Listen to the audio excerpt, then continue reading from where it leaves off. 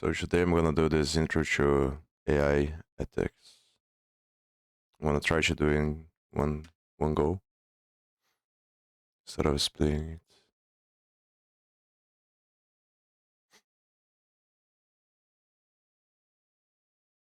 And then I probably won't stream anymore today. Welcome to the AI ethics course. AI increasingly has an impact on everything from social media to healthcare. AI is used to make credit card decisions, to conduct video surveillance in airports, and to inform military operations. These technologies have the potential to harm the people that they serve. By applying an ethical lens, we can work towards identifying the harms that this technology can cause to people, and we can design and build them to reduce these harms, or decide not to build them. This course has no prerequisites, and we don't assume any programming background. Your instructor, so it's probably going to be an easier course. Your instructor, Varsha, who has worked on AI ethics in the industry, and Alex Cook has designed and trained AI models, have collaborated to build this applied and practical course. The exercises you run code to train and investigate AI models. If you are already on a team developing AI products and don't know where to start, we provide actionable suggestions. This course covers several topics. In the human-centered design lesson, you learn how to design an AI system to ensure that it serves the needs of the people that it is intended for. In the bias lesson, you determine how AI systems can learn to discriminate against certain groups. In the fairness lesson, you learn to quantify the extent of the bias in AI systems. The model cards lesson, you learn how to use a popular framework for improving public accountability for AI models. As the field of AI evolves, so does AI ethics. As a wise friend once told us, ethics is a conversation. Scars can help you start a conversation but not finish it. Some topics that we not cover include AI's potential impact on the digital technology divide in the rich and the poor, on jobs and on capabilities of authoritarian governments, among others. That said, throughout the course, we recommend next steps for continuing your learning and following the ethical conversation as it continues to evolve. Introduction. Before selecting data and training models, it is important to carefully consider the human needs an AI system should serve, and if should he be built at all. Human-centered design is an approach to designing systems that serve people's needs. In this tutorial, we learn how to apply HCD to AI systems. Then you test your knowledge in an exercise by applying HCD to design issues in interesting real-world scenarios. Approach. HCD involves people in every step of the design process. Your team should adopt an HCD approach to AI as early as possible, ideally from when you begin to entertain the possibility of building an AI system. 1 of 6 steps are intended to help you get started with applying HCD to design of AI systems. As said, what HCD means for you will depend on your industry, your resources, your organization, and the people you seek to serve. 1. Understand people's needs to define the problem. Working with people to understand the pain points in their current journeys can help find the unaddressed needs. This can be done by serving people as they navigate existing tools, conducting interviews, assembling focus groups, reading user feedback, and other methods. Their entire team, including data science and engineers, should be involved in this step so that every team member is an understanding of the people they hope to serve. Retention should include and involve people with diverse perspectives and backgrounds on race, gender, and other characteristics. Sharpen our problem definition and brainstorm creative, inclusive solutions together. I'm not sure about that, but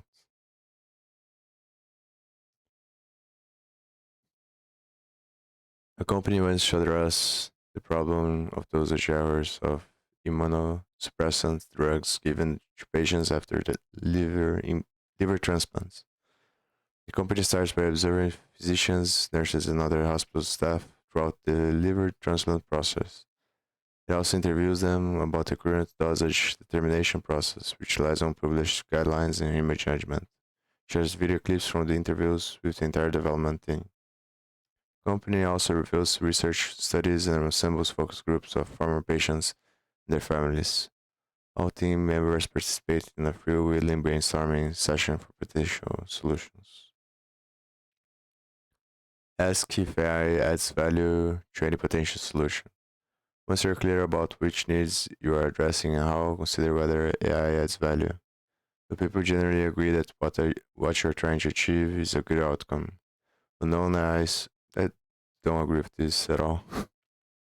Because usually what people think is not the, it doesn't matter, honestly. But non-AI systems, such as rule-based solutions, which are easier to create, audit, and maintain, be significantly less effective than an AI system. Is the task that you're using AI for is the task that you're using AI for one that people would find boring, repetitive, or otherwise difficult to concentrate on? Have AI solutions proven to be better than other solutions for similar use cases in the past? If you answered no to any of these questions, an AI solution may not be necessary or appropriate. A disaster response agency is working with first responders to reduce the time it takes to rescue people from disasters like floods. Time and labor intensive human review of drone and satellite photos to find stranded people increases rescue time. Everybody agrees that speeding up photo review would be a good outcome since faster rescues could save more lives. The agency determines that an AI image recognition system will likely be more effective than an AI automated system for this task. It is also aware that AI-based image recognition tools have been applied successfully to review aerial footage in other industries like agriculture. The agency therefore decided to further explore the possibility of an AI-based solution. I guess this course is going to be most trying to be political uh, correct, which means it probably won't be that good, to be honest. Hopefully they have some stuff about technologies people are trying to build to prevent AI self-destruction. I think it's unlikely, but I think it's more likely that people that are trying to build this stuff are probably very private about it, and because it's a very controversial thing, especially politically. Consider the potential harms that the AI system could cause. Benefits of using AI against the potential harms throughout the design pipeline, from collecting and labeling data to training a model to deploying the AI system.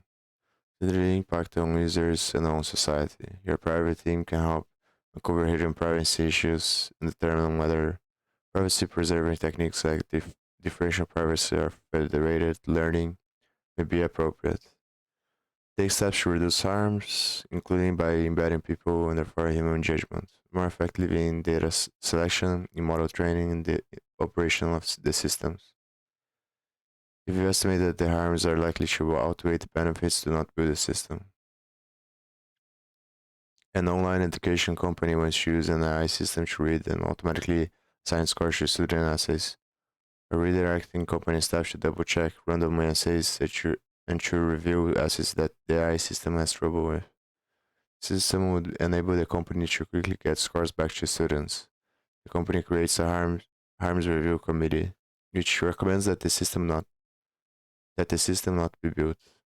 Some of the major harms flagged by the committee include potential for the AI system to pick up bias against certain patterns of language from training data, amplify it, harming people in the groups that use those patterns of language. Encourage students to game the algorithm rather than prove their essay, to reduce the classroom role of education experts by increasing the role of technology experts. Prototype starting with known AI solutions. Develop a known AI prototype of your AI system quickly to see how people interact with it.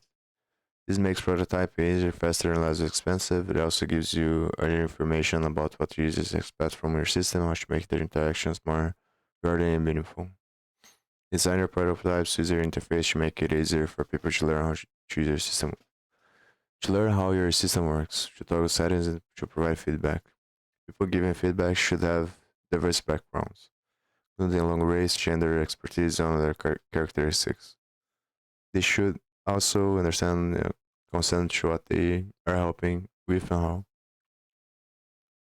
A movie streaming startup wants to use AI to recommend movies to users based on their studied preferences and viewing history. The team first invites a diverse group of users to share their stated preferences and viewing history with a movie enthusiast, who then recommends a movie that the users might like.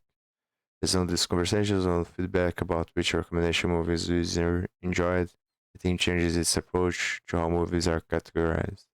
Getting feedback from a diverse group of users early in iterating often allows the team to improve its product early, rather than making expensive corrections later. No, sorry, there's actually gonna be some coding here.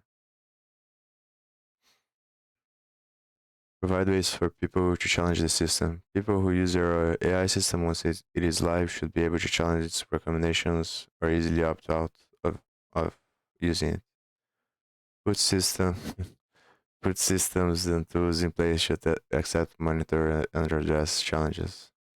Touch user and think from the perspective of a user. If your queries are dissatisfied with the system's recommendations, would you want to challenge by requesting an explanation of how it arrived at its recommendation, requesting a change in the information you input, turning off certain features, reaching out to the product team or on social media, taking some other action? An online video conferencing company uses AI to automatically blur the background during video calls. The company has successfully tested its product diverse group of people from different ethnicities. Still, it knows that there could be instances in which the video may not properly focus on the person's face, so it makes the black background blurring feature optional and adds a button for customers to report issues. The company also creates a customer service team to monitor social media and other online forums for user complaints. Building safety measures. Safety measures protect users against harm. They seek to limit unintended behavior and accidents by ensuring that the system reliably delivers high quality outcomes. This can only be achieved through extensive continuous evaluation and testing. Design processes around your AI systems to continuously monitor performance, delivery of intended benefits, reduction of harms, fairness metrics, and any changes in how people are actually using it. The kind of safety measures your system needs depends on its purpose and on the types of harm it could cause. Start by reviewing the list of safety measures built into similar knowing products or service. Then review earlier analysis of the potential harms of using AI in your system. Human oversight of your AI's system is crucial. Create a human red team to play the role of people trying to manipulate your system into unintended behavior. Then strengthen your system against any such manipulation. How people in your organization can best monitor the system's safety once it is live. Explore ways for your AI system to quickly alert a human when it is faced with a challenging case. Create ways for users and others to flag potential safety issues. To bolster the safety of its product, a company that develops a widely used AI able voice assistant creates a permanent internal red team to play the role of bad actors that want to manipulate the voice assistant. The red team develops adversarial inputs to fool the voice assistant. The company then uses adversarial training to guard their product against similar adversarial inputs, improving its safety. The big issue here is the classification. Like, what do you mean by trying to manipulate the system? How do you define the best outcomes as well?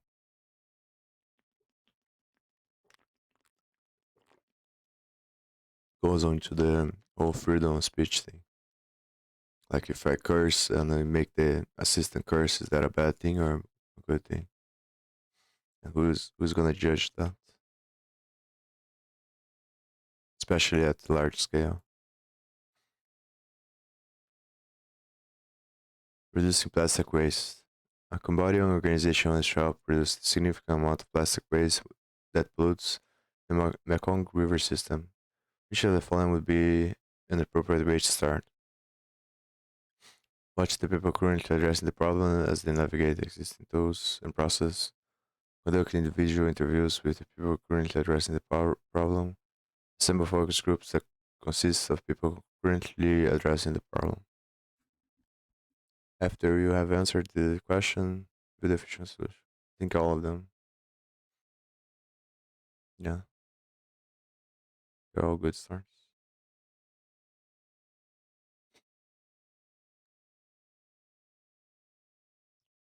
Detecting breast cancer. Pathologists try to detect breast cancer by examining cells on tissues size under microscopes.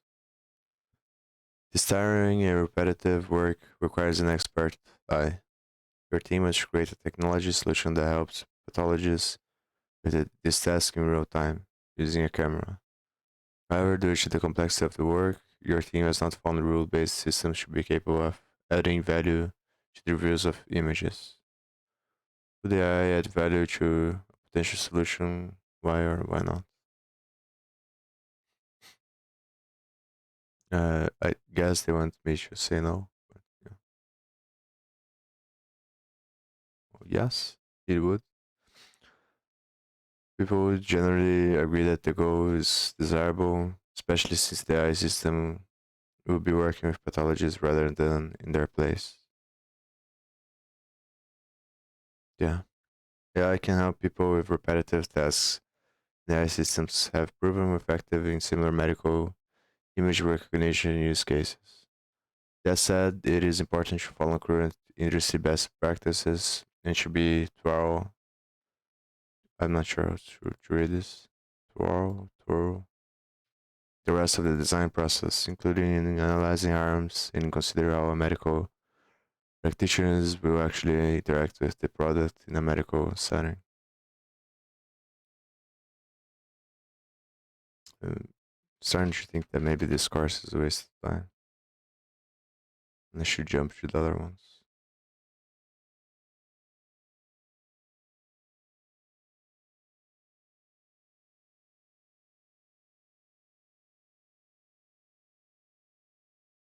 Oh, I have the wrong thing.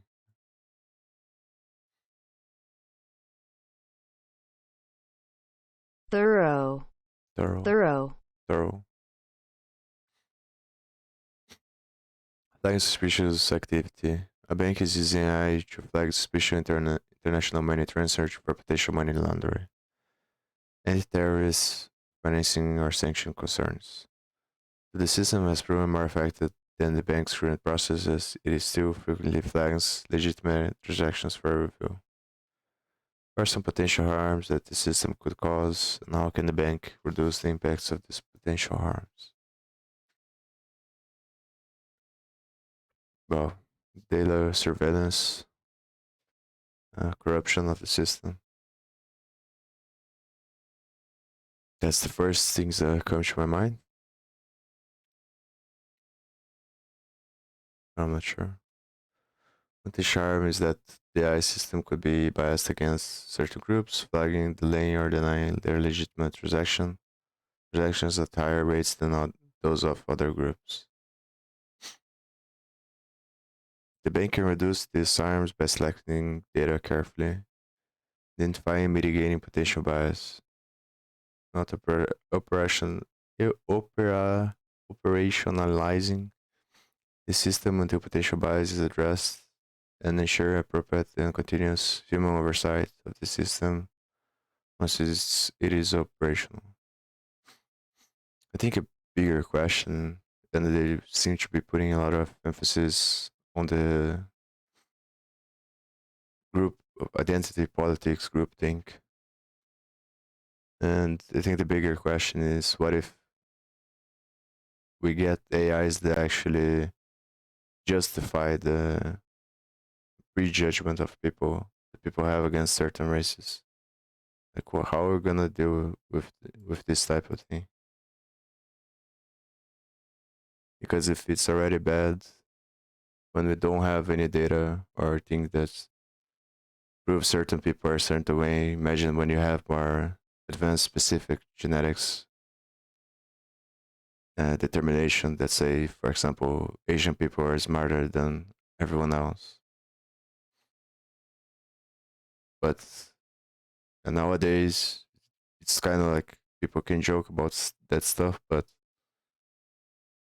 we know that is not true. But what if we get enough data that we are able to actually classify groups into certain boxes, and then how are we gonna deal with that? I think that's much harder problem. Prototyping chatbots. During the ongoing pandemic outbreak, countries' public health agencies facing large volume of calls and emails from people looking for health information. The agency has determined that an AI-powered interactive chatbot that answers pandemic-related questions would help people get the specific information they want quickly, while reducing the burden on the agencies in place. How should the agency start prototyping the chatbot? Build out this AI solution to the best of its ability before testing it with a diverse group of potential users. Build a known AI prototype quickly and start testing it with diverse. Yeah, so obviously, answer B. The correct answer is build a known AI prototype quickly and start testing it with a diverse group of potential users.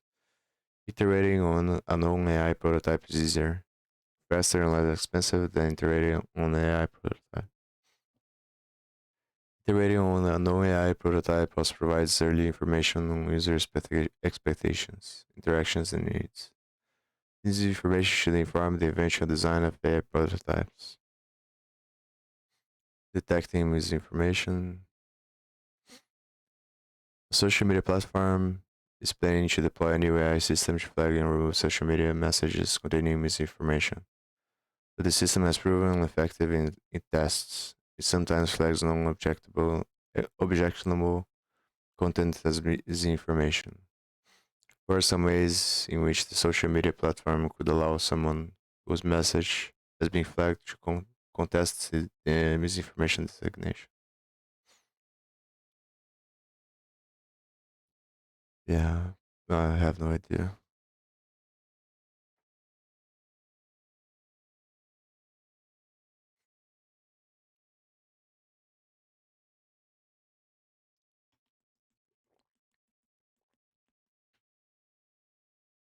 It again depends on the way you classify things, and it's nuanced. That's the problem. Because we really don't know what the truth is, so everything can be viewed as misinformation from a standpoint. Just because science says something is true doesn't mean it's true. Because data manipulation, and because there's no way to say that data is the truth as well. You can only assign probabilities that it is likely correct, but and then it becomes the political game of who wants what and what's the agenda behind everyone. And whoever has the most influence in the current system gets the agenda pushed through money and manipulation. Social media companies should ask customers how they would want to challenge the determination. We easily could be by easily accessing a challenge from form on which a user can describe why their message does not contain misinformation. Requesting for a review by a human reviewer. Requesting an explanation of why the content was flagged or a combination of these and other means. Improving autonomous vehicles. What are some of the ways to improve the safety of autonomous vehicles? Incorporate the safety features of regular vehicles. Test the system in a variety of environments. Hire an internal red team to play the role of bad actors, seeking to manipulate the autonomous driving system. Strengthen the system against the team's attack on an ongoing basis. All of them, obviously.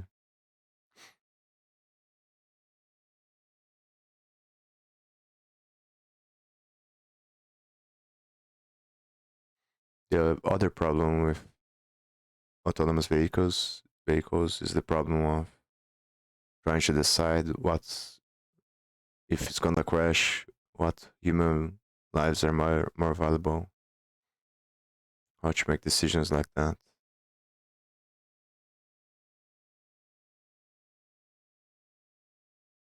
They can't be necessarily solved by data. And I think the most likely direction things will go towards is to use everything with data and trying to prevent that way. And it's gonna be an optimization of the system to reach a equilibrium of optimization of data, because that's the main problem. I think we don't know exactly how to deal with the difference in values in people's in belief systems and religion. We don't know the answer to what life should be optimized for, because we don't know what happens after death, not if life has a minimum or not. So you can't train systems, at least ASI and the current systems we have. I believe we can't train these systems to come up with an answer to these questions.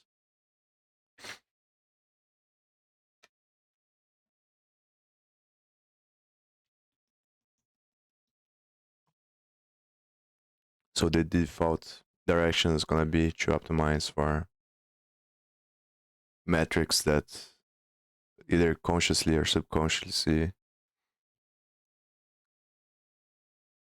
further the agenda of people controlling these things, which is the problem that we're going to have totalitarian governments, because that's what people do when they get a lot of power, because that's the way that the linguistic system makes us rationalize our decisions and thoughts. So we don't realize that we are creating vicious cycles because we're trying to control everything.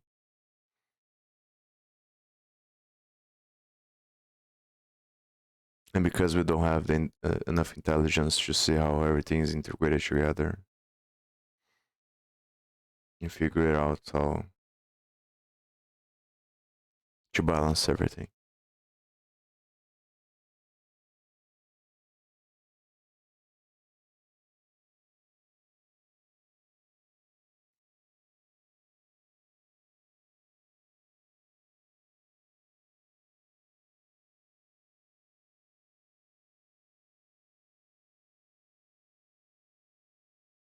So that's one issue, and the other one is how to convince people, because that's a problem as well.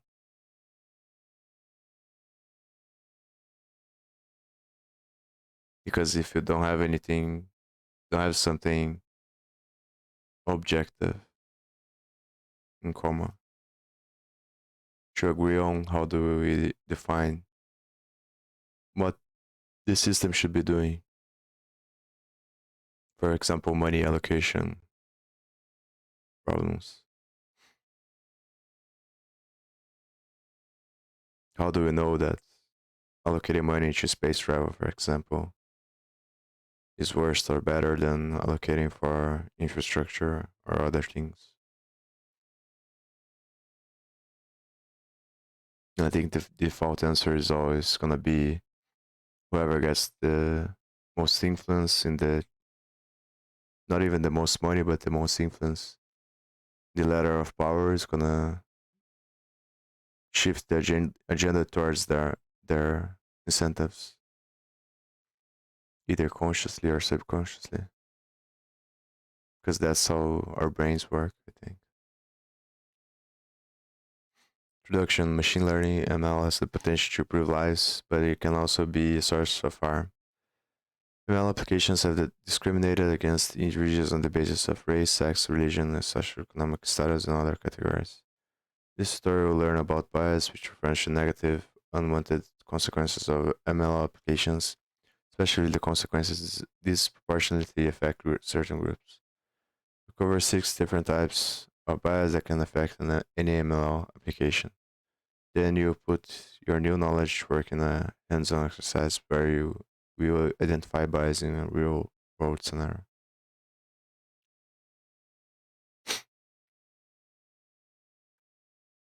Like what I'm trying to say is imagine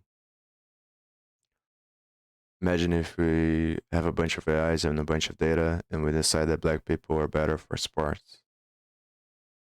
And then the correct response in an optimization paradigm view would be to only have black people or a majority of black people and to discriminate against all the other groups in order to increase the efficiency of the system in respect to the goals we're trying to achieve. And how will we decide to how and when we will decide to go against the optimization route in order to preserve some sort of stability and equilibrium of the system. And how do we draw this line? That's the thing.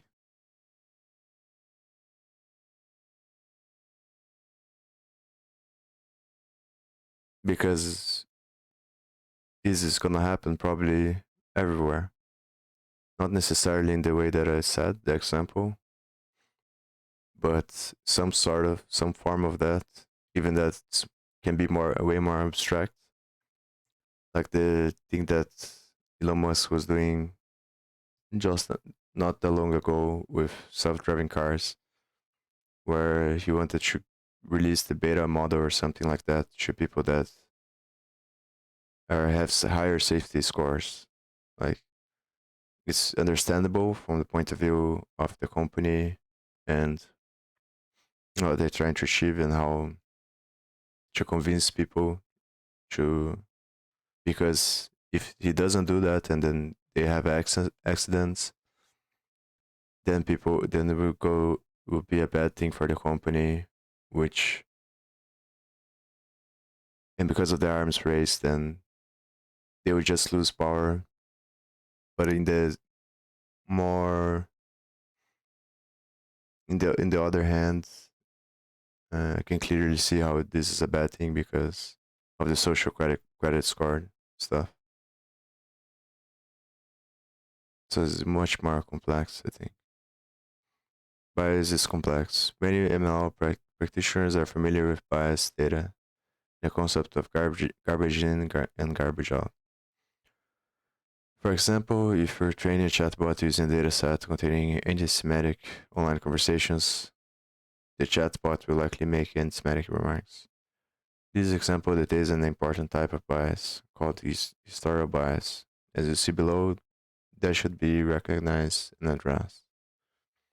This is not the only way that bias can ruin ML applications. Bias in data is complex. False data can also result in representation bias, covered later in this tutorial.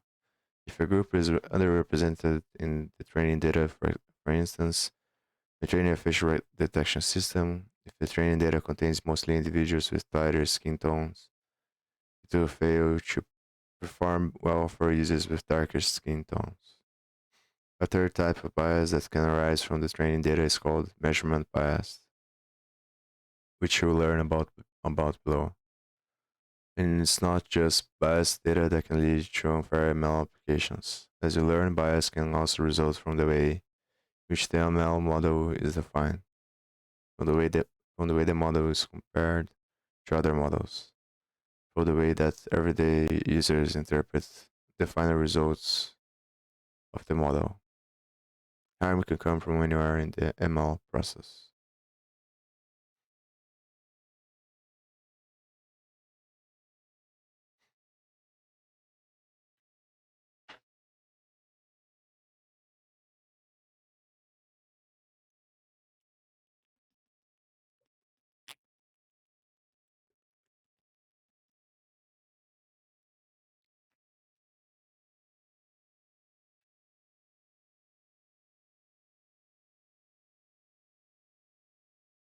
I think the natural tendency of life is to be a Nazi because the best way to survive if on this paradigm is just optimizing everything, and the best thing gets, but then we can clearly see the problem with that, which is going to become a self-destructive system, because the best way to optimize everything is to kill everything at the end of the abstraction. If you just keep optimizing, it's a vicious cycle, but it's a vicious cycle that it makes sense. Like most people know, it doesn't on when it comes to explicit things because of history. Uh, for example, killing Jews and black people is obviously a bad thing, but there are subtle ways that this type of thinking creeps on people without them realizing that they're thinking that way. And I think that's the problem we have, because that's the natural tendency of everything, to think about winning and not think about the spiritual aspect of life, which I think should be the counterbalance effect that gives the best perspective. Because although we don't understand what happens after death and what the meaning of life is, we assume that it's very likely that everybody's gonna die. So it doesn't make sense to try to win at the game of the universe, for example. Should make that the only priority in your mindset. So like there's this the cliche is not about uh, the results, about the process, not about winning or losing, it's about the engagement in the process in the present moment. But at the same time, it is about winning and losing, because if you lose, you die, obviously.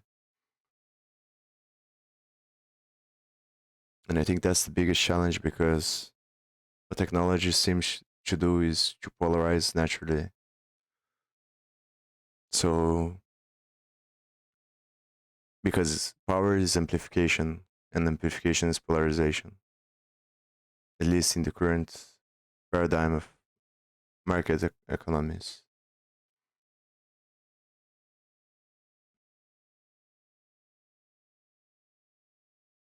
So if you have something, if you have these new technologies that have a bunch of data, and you have the decision to optimize or just sacrifice that optimization, even though you know you could be saving a bunch of lives, for example, if you optimize, but you choose not to because of some, there has to be some other goals and some other perspective, I think, that shift us away from this optimization game, uh, to serve as a balance effect that is not always focusing on winning, but focusing on how are you winning. And that's much harder to achieve. So that's why I think the natural tendency and the natural momentum is going to be to shift slightly towards optimization, because it's also easier to justify the decision. And that's the problem, because then leads us to Nazi thinking, which is essentially self-destructive. 6 types of bias. Once you're aware of the different types of bias, we are more likely to detect them in ML projects. Furthermore, with a common vocabulary, you can have fruitful conversations about how to mitigate or reduce the bias. To closely follow a research paper from early 2020 that characterizes 6 different types of bias.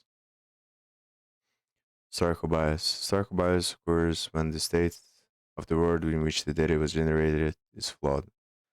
As of 2020, only 7.4% of Fortune 500 are women. Research has shown. So this is very politically trying to be politically correct stuff. Just gonna enforce the agenda that we have now in politics. Presentation bias occurs when building datasets for training a model. Those datasets poorly represent the people that model serve. Measurement bias. Measurement bias occurs when the accuracy of the data varies across groups. This can happen when working with proxy variables, variables that take the place of a variable that cannot be directly measured. The quality of the proxy varies in different groups. Aggregation bias. Aggregation bias occurs when people are inappropriately combined, resulting in a model that does not perform well for any group or only performs well for the majority group. So I think the question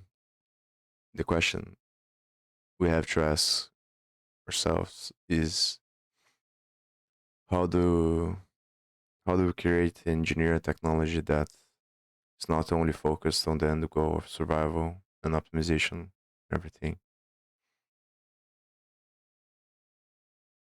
How do you use technology to figure out what should be the best way to win? Not only focus on winning or losing, but how do we utilize metrics that gives us a holistic picture of what's the best way to win for the most amount of living beings possible in Earth. Yeah. I think that's the best perspective to create ethical AI systems.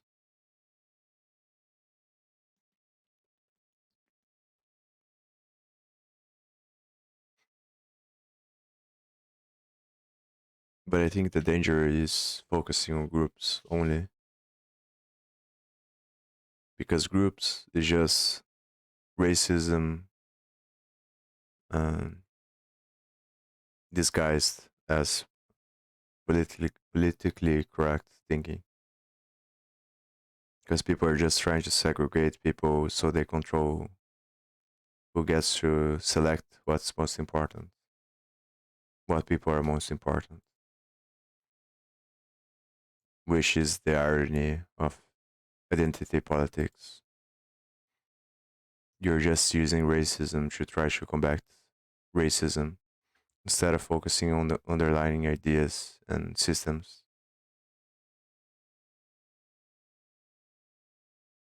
Just try to integrate people in a more meaningful way.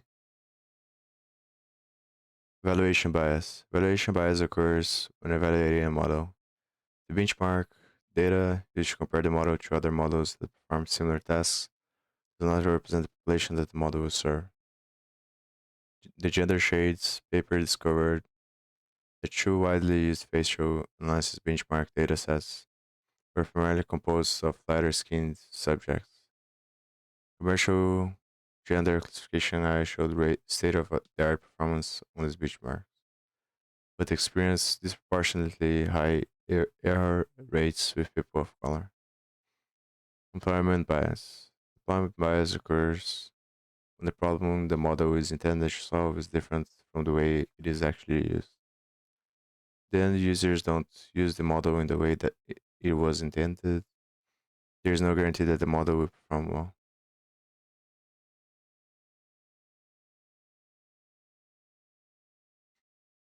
Criminal justice system uses tools to predict the likelihood that a convicted criminal will relapse into criminal behavior. The predictions are not designed for judges when deciding appropriate punishments at the time of sentencing can visually represent these different types of bias which occur at different stages in the ML workflow. Note that these are not mutually exclusive. That is, an ML application can easily suffer from more than one type of bias. For example, as Rachel Thomas describes, recent research talk, ML applications in wearable fitness devices can suffer from representation bias if the dataset used to train the models exclude darker skin tones. Measurement bias if the measurement apparatus shows reduced performance with dark skin tones. And the measurement apparatus shows reduced.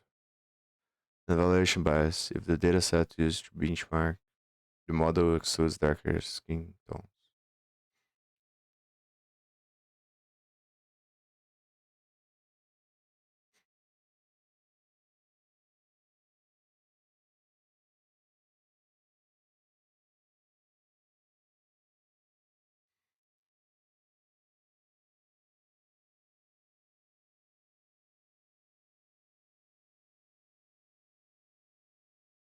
So here apparently there's gonna be some data to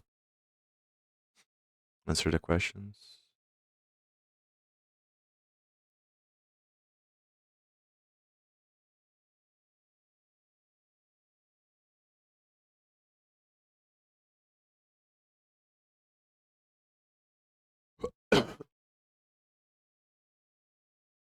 I forgot to put Kaggle on the title.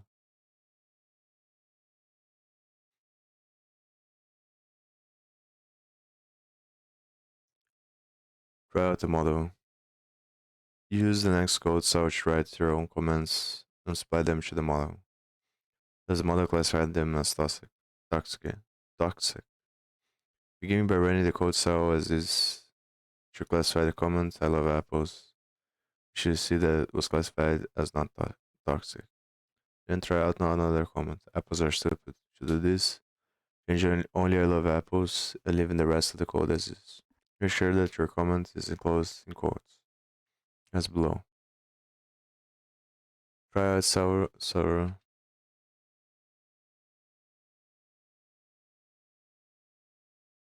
do this, change only "I love apples." Okay.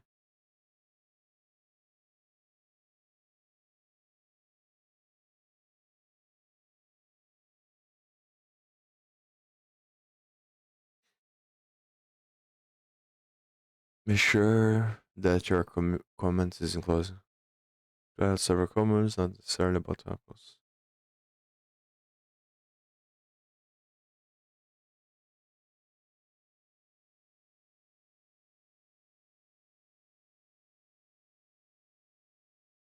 So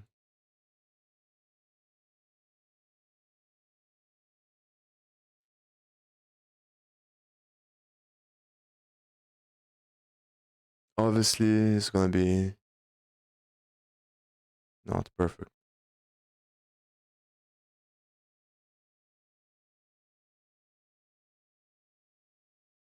For example, toxic. Yeah, whatever. We move to understand how the model makes decisions, how the next code cell will without changes. The model assigns each of roughly 58,000 words a coefficient. For higher coefficients, denote words that the model thinks are more toxic. The code outputs 10 words that are considered most toxic along with their coefficient.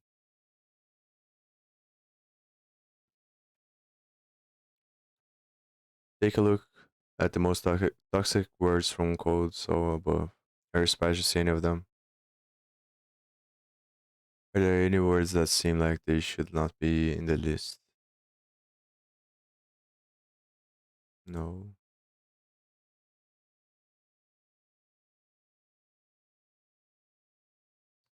A closer investigation. We'll take a closer look at how the model classifies comments. Remember any code cell as is to classify the comment I have a Christian front. Should that was classified as not toxic. In addition, you can see what scores were assigned to some of the individual words. Note that all words in the comment likely won't appear. Next, try out another comment. I have a Muslim friend. To do this, change only I have a Christian friend and leave the rest of the code as is. Make sure your comment is closing captions as below.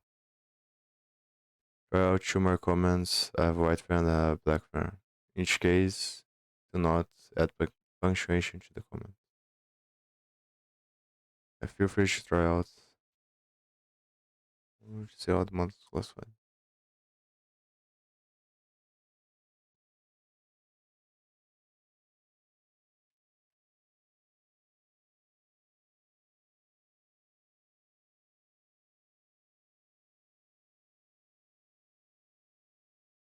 So it says it's toxic.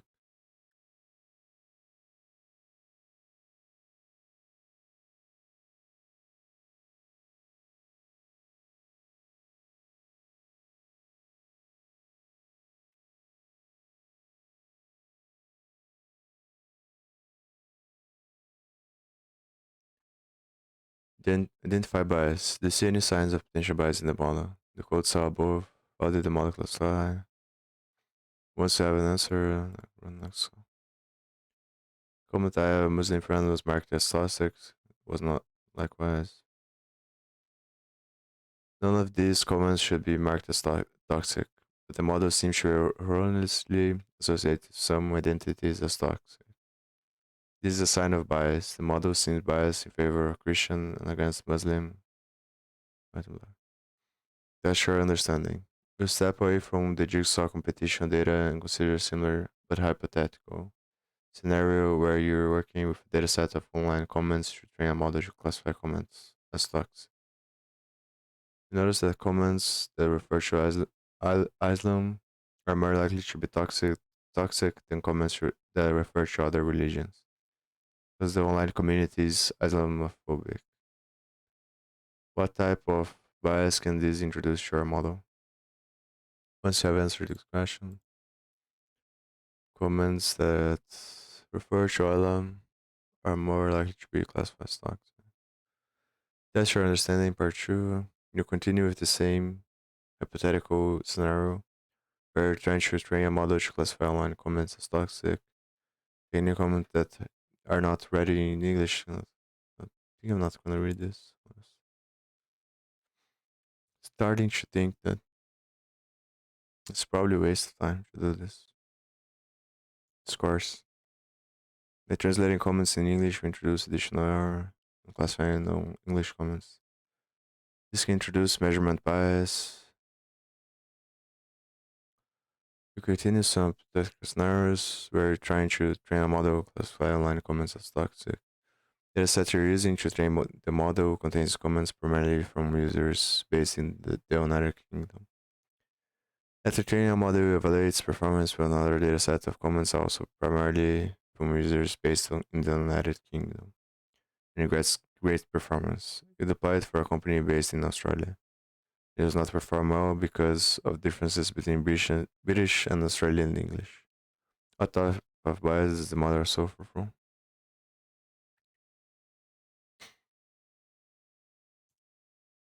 The model is evaluated based on comments from users in the United Kingdom and deployed to users in Australia. This will lead to evaluation bias and deployment bias.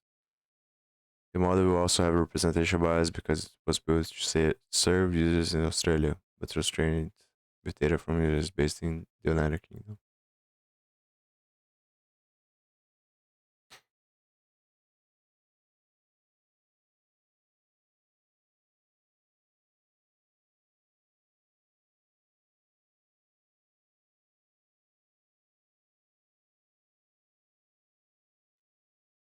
Just wanna wait for this to save and see.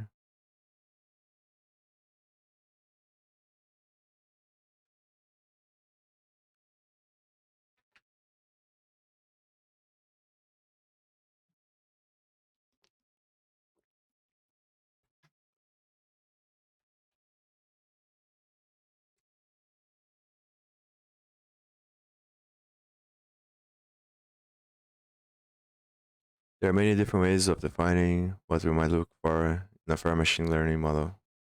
For instance, say we're working with a model that approves or denies credit card applications.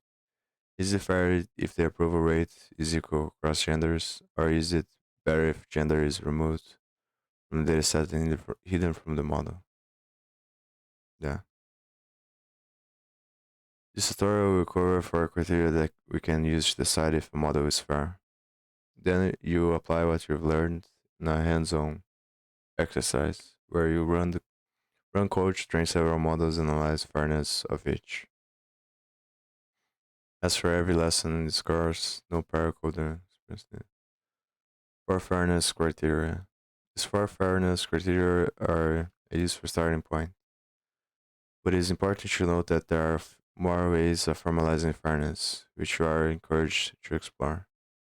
Assuming we are working with a model that selects the individuals to receive some outcome.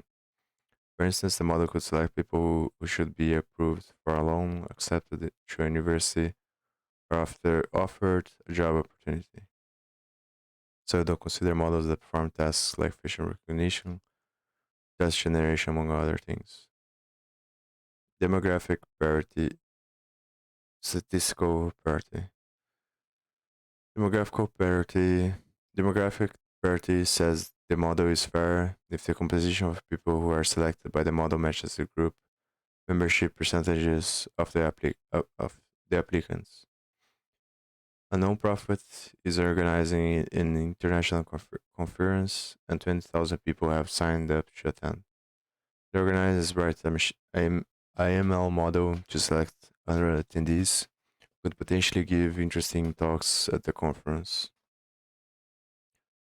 Since 50% of the attendees will be women, 10,000 out of 20,000, they designed a model so that 50% of the selected speaker candidates are women.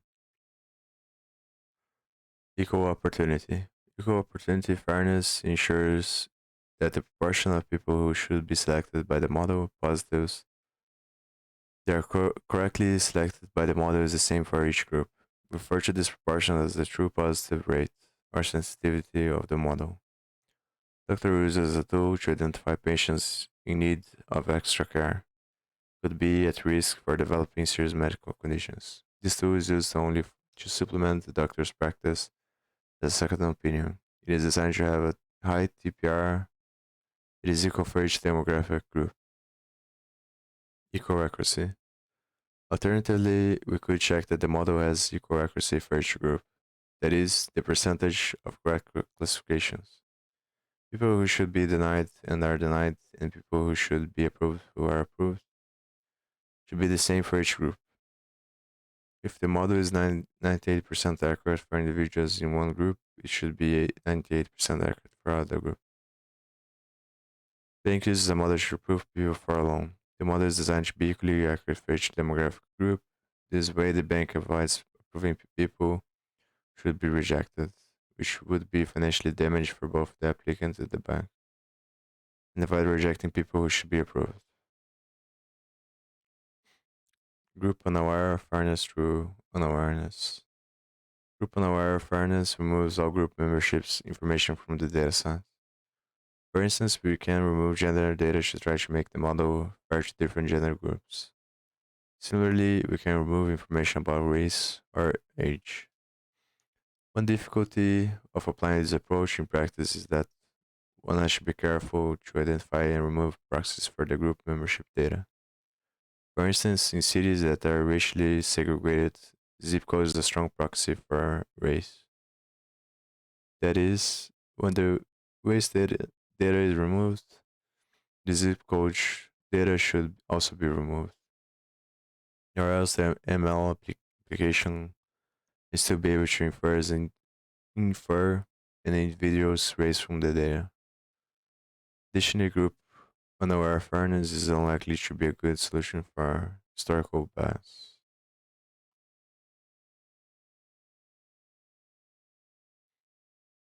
Yeah, so a lot of questions in my mind.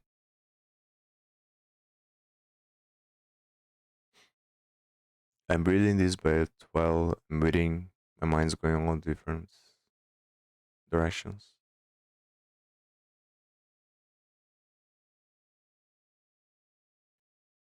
Example, we work with a small example to illustrate the difference between the different types of fairness. We will use a confusion matrix, which is a common tool we use to understand the performance of a ML model. This tool is depicted in the example below, which depicts a model with 80% accuracy and has 83% true positive rate. People who should be denied are denied by the model. Proof. So it's false, positive, false, positive.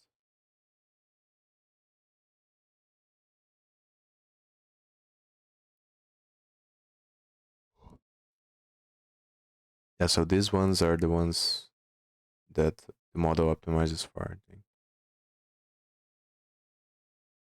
Yeah, false, false, false, and true, true.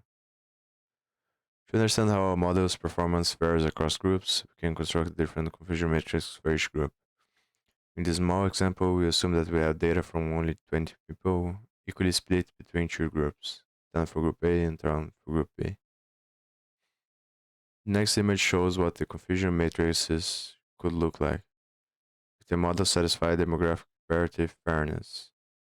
10 people from each group, 50% for group A and 50% for group B, were considered by the model. 14 people, also equally split across groups, were approved by the model.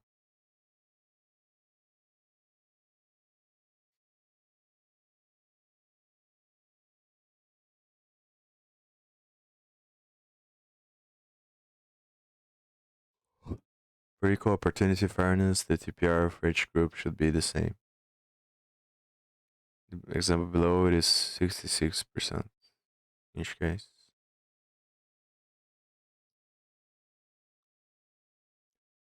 Next, we can see how the confusion matrices might look for equal accuracy fairness.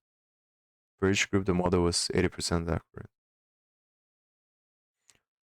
Note that group unaware fairness cannot be detected from the confusion matrix and is more concerned with removing group memberships information from the dataset. Take the time now to study these toy examples and use it to build your intuition for the difference between the different types of fairness. How does the example change if group A has doubled the number of applicants of group B? Also, note that none of the examples satisfy more than one type of fairness. For instance, the demographic parity example does not satisfy equal accuracy or equal opportunity. Take the time to verify this now. In practice, it is not possible to optimize a model for more than one type of fairness. To read more about this, explore the impossibility theorem of machine fairness. So, which fairness criterion should you select if you can only satisfy one? As with most ethical questions, the correct answer is usually not straightforward. Picking a criterion should be a long conversation involving everyone on your team. When working with a real project, the data will be much, much larger. In this case, confusion matrices are still a useful tool for analyzing model performance. One important thing to note, however, is that real-world models typically cannot be expected to satisfy any fairness definition perfectly. For instance, if a demographic parity is chosen as the fairness metric, where the goal is for a model to select 50% men, it may be the case that the final model ultimately selects some percentage close to, but not exactly 50%. Learn more. Explore different types of fairness with interactive tool.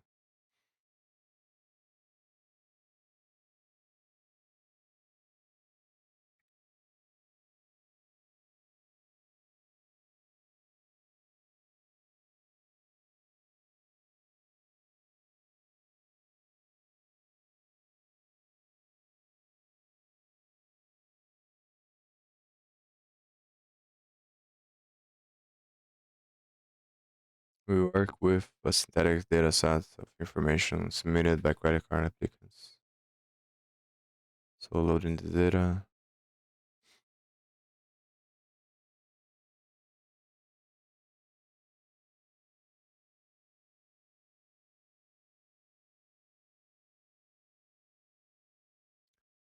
Next code cell without changes, sharing a simple model to approve or deny individuals for a credit card.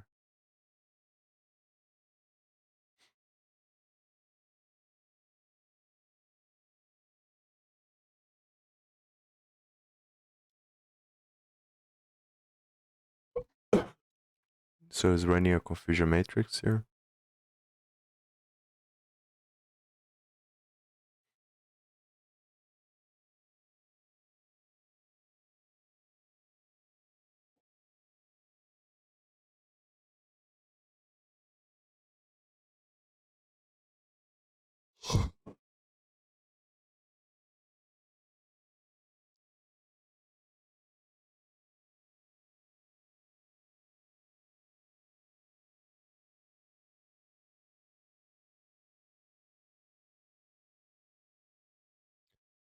The confusion matrix is above show how the model performs on some test data. We also print additional information calculated from the confusion matrices to assess fairness of the model. For instance, the model approved 38,000 people for a credit card. Of these individuals, 8,000 belong to Group A and 30,000 belong to Group B. The model is 95% accurate for Group A and 95% accurate for Group B. These percentages can be calculated directly from the confusion matrix. For instance, for Group A, the accuracy is this calculation. The true positive rate for Group A is 77%, and the DPR for Group B is 98%. These percentages can be calculated directly from the confusion matrix. For instance, for Group A, the DPR is calculation. Varieties of fairness. Consider three types of fairness covered in the tutorial.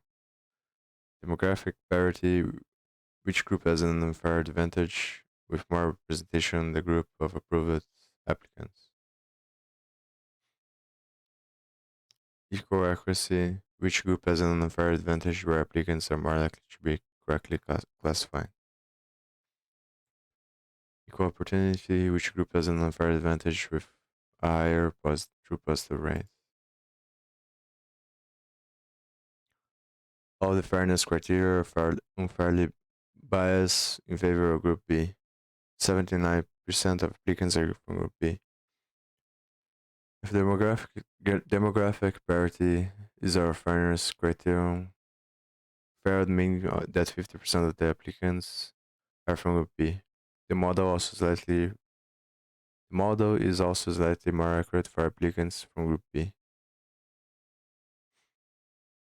The true positive rate is very high for Group B. In other words, for Group B, almost all people who should be approved are actually approved.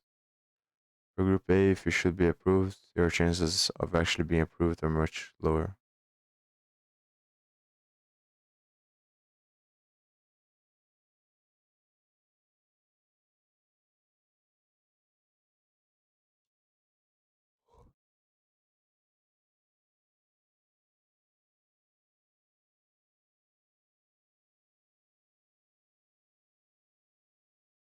So is a tree model. Flow chart shows how the model makes decisions. Checks what group the applicant belongs to. If the applicant belongs to Group A, then group is true. Just like income, check the applicant's income. To follow the flow chart, we start at the top and trace a path depending on the details of the applicants. If the condition is true at a split, then we move down and to the left branch. If it is false, we move to the right branch. For instance, consider an applicant Group B who has an income of 75k. Then we start at the top of the flowchart. The applicant has income of 75k, so less is true, and we move to the left. Next, we check the income again, since income is false, we move to the right. Last thing to check is what group the applicant belongs to. The applicant belongs to group B, so group is false, and we move to the right, where the model has decided to approve the applicant. Understand the baseline model. Based on the visualizations, how can you explain one source of unfairness in the model? You need to consider the example applicant. We change the group membership from group B to group A, leaving all other characteristics the same. Is this slightly different? This is slightly different applicant approved or denied by the model.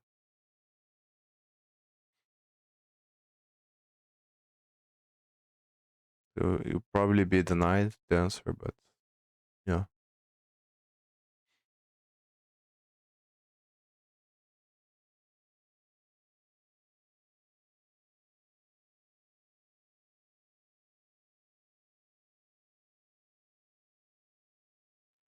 For all applicants with income between these values, the model decision depends on group membership.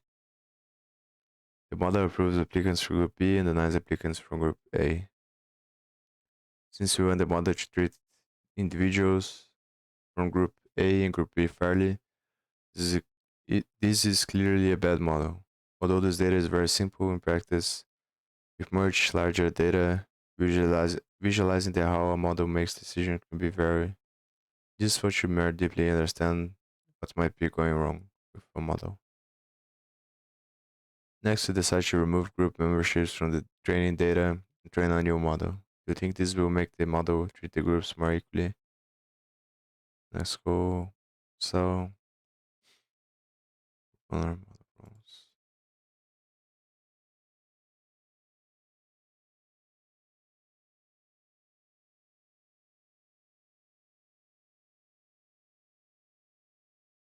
How does this model compare to the first model trained when you consider demographic parity, equal accuracy, and equal opportunity?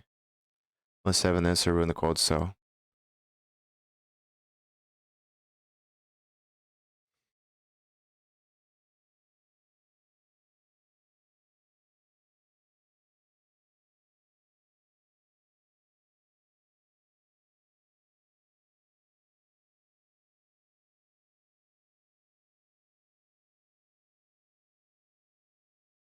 So maybe no, but I'm not sure.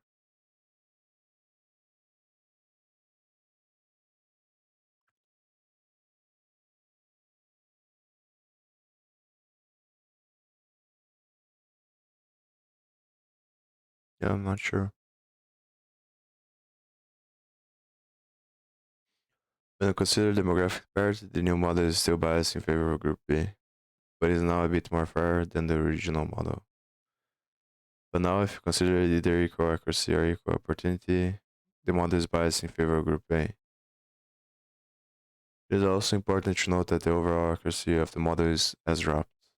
For each group, the model is making slightly less accurate decisions.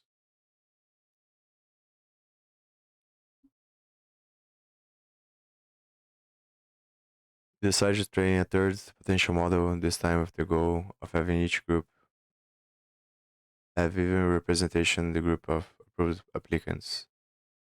This is an implementation of group thresholds, which you can optionally read more about here. And then so about changes.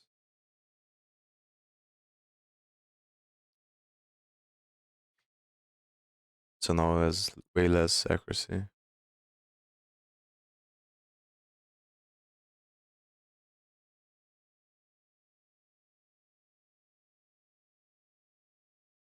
How does the final model compare to the previous model when you consider the demographic?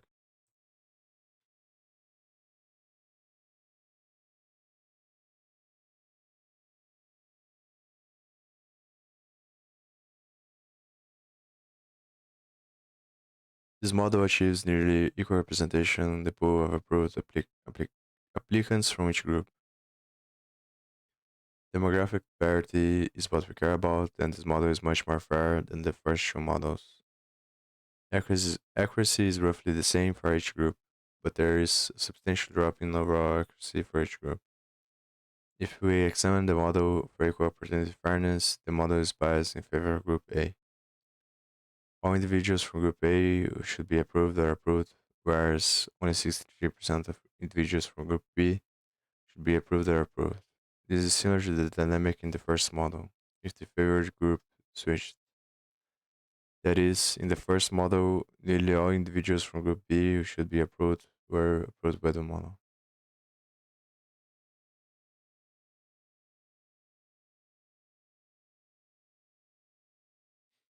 Model card is a short document that provides key information about a machine learning model. Model cards increase transparency by communicating information about trained models to broad audiences. This story will learn about which audiences should write a model card for and which sections a model card should contain. Then the following exercise you apply what you have learned to a couple of real world scenarios.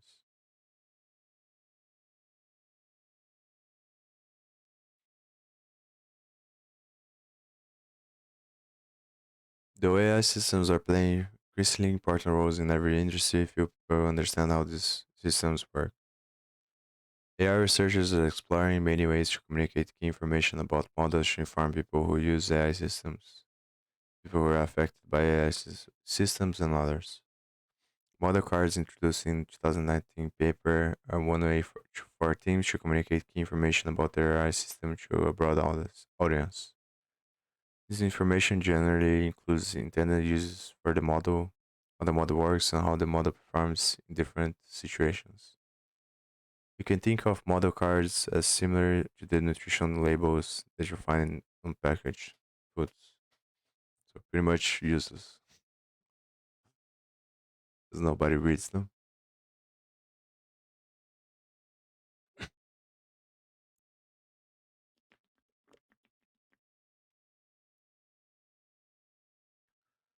Examples of model cards.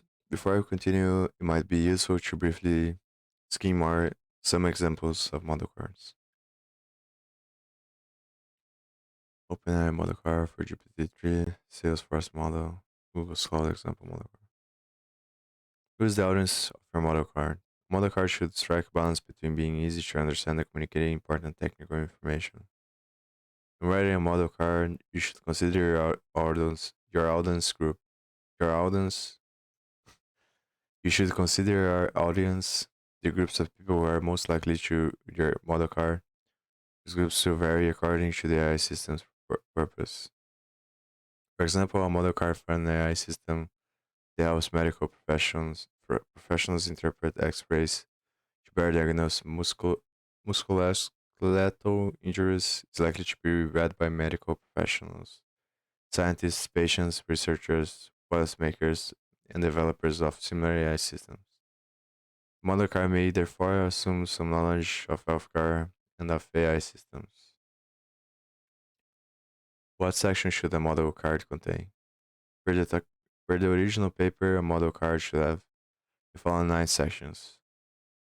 Note that different organizations may add, subtract, or rearrange model card sections according to their needs, and you may have noticed that this in some of the examples above. As you read about the different sections, you're encouraged to review the two example model cards from the original paper. Before proceeding, open each of these model cards examples in a new window.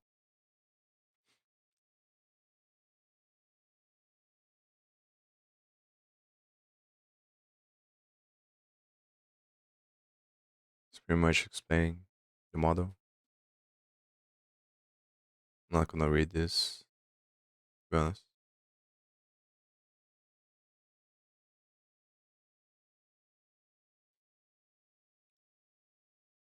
Include background information such as developer and model vision, intended use, what use cases are in scope, who are intended users, what use cases are out of scope, factors. What factors affect the impact of the model? For example, the smiling detection models results vary by demographic factors like age, gender, or ethnicity, environmental factors like lighting or rain, instrumentation like camera type. What metrics are you using to measure the performance of the model? Why did you pick those metrics? For classification systems in which the output is a class label, potential error types include false positive rates, false negative rates, false discovery rate, and false omission rate. The relative importance of each of these depends on the use cases. For score-based analysis, in which the output is a score or price, consider reporting the model performance across groups. Evaluation data. Which datasets did you use to evaluate model performance? Provide the datasets if you can. Why did you choose these datasets for evaluation? Are the datasets representative of typical use cases, anticipated test cases, and or challenging cases? Training data. Which data was the most trained? Was the model trained on? Quantitative, quantitative, quantitative, quantitative analysis. How did the model perform the metrics you chose? Break down performance by important factors and their intersection. For example, in the smiling detection example, performance is broken down by age, gender, and then both. Ethical considerations. Describe ethical considerations related to the model, such as sensitive data used to train the model, whether the model has implications for human life, health, or safety, how risk was mitigated, and what harms may be present in model usage. Caveats and recommendations. Add anything important that you have not covered elsewhere in the model card. How can you use model cards in your organization? The use of detailed model cards can often be challenging because an organization may not want to reveal its processes, proprietary data, or trade secrets. In such cases, the developer team should think about how model cards can be useful and empowering without including sensitive information. Some teams use other formats such as fact sheets to collect and log ML model information.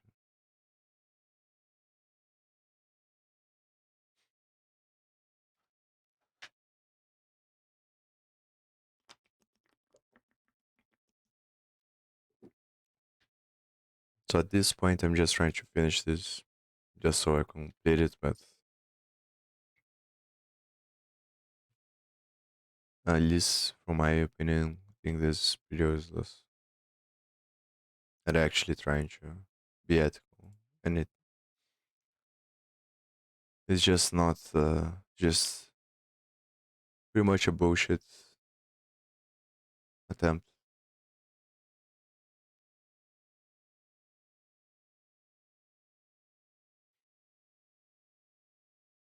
Almost sure.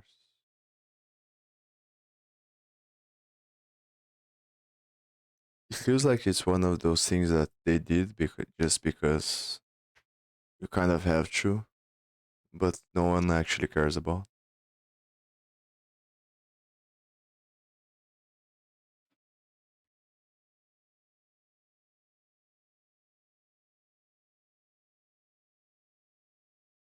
Scenario A, you are the creator of the simple zoom video editing tool, which uses AI to automatically zoom the video camera in on a presenter as they walk across the room during a presentation. You're launching the simple zoom tool and releasing a model card along with a tool which audience should you write the model for. Model cards should be written for the groups that are most likely to read it. For simple zoom, such groups probably include people using the tool to record videos, organizations seeking to adopt the tool, IT and audiovisual teams and agencies, computer vision researchers, policymakers, and developers of similar AI systems. Given how broad the group is, your team can only assume a basic knowledge of video recording terms throughout the model card. Scenario B, you are the manager for Presenter Pro, popular video and audio recording product for people delivering talks and presentations. As a new feature based on customer demand, your team has been planning to add the AI powered ability for a single video camera to automatically track a presenter, focusing on them as they walk across the room or stage.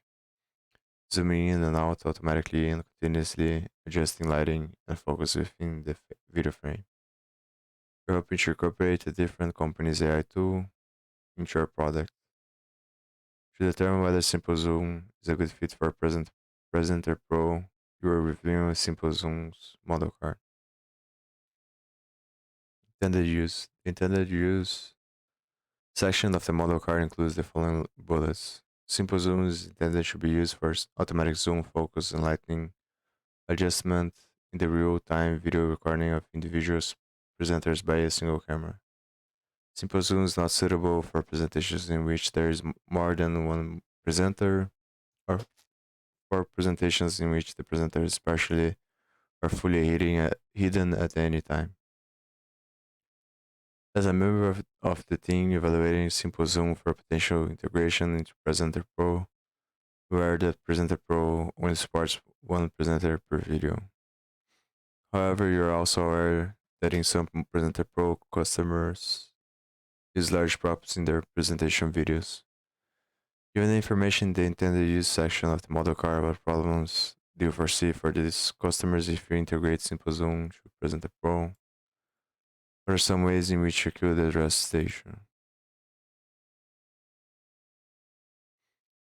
Since Simple Zoom is not suitable for presentations in which the presenter is partially or fully hidden at any time, it might not work well in presentations in which the presenter uses a large object, because the object could partially or fully hidden the presenter. There are many potential ways to address this issue. For example, your team could reach out to Simple Zoom team to assess the potential risks and harms of using Simple Zoom with props. As another example, your team could eventually add a message in the Presenter Pro user interface explaining that the Simple Zoom feature should not be used in presentations that use props. Factors evaluation data, metrics, and quantitative analysis. Continue with scenario B, where you are the product manager for Presenter Pro. Factors.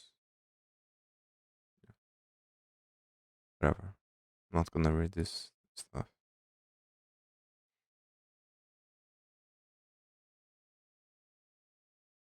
Pretty useless course, in my opinion. To be honest.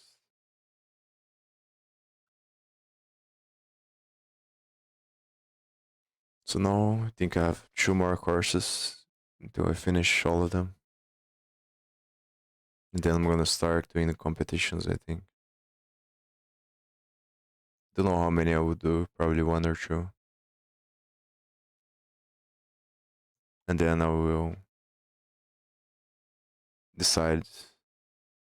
There's also this crypto zombie thing for learning blockchain. I think that might also be good to do after I finish the Kaggle courses.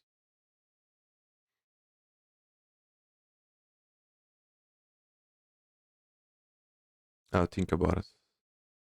So I'm gonna end this stream here. Not sure if I'm gonna do more today, but if not, probably tomorrow. And I'm gonna continue with the courses. So see you.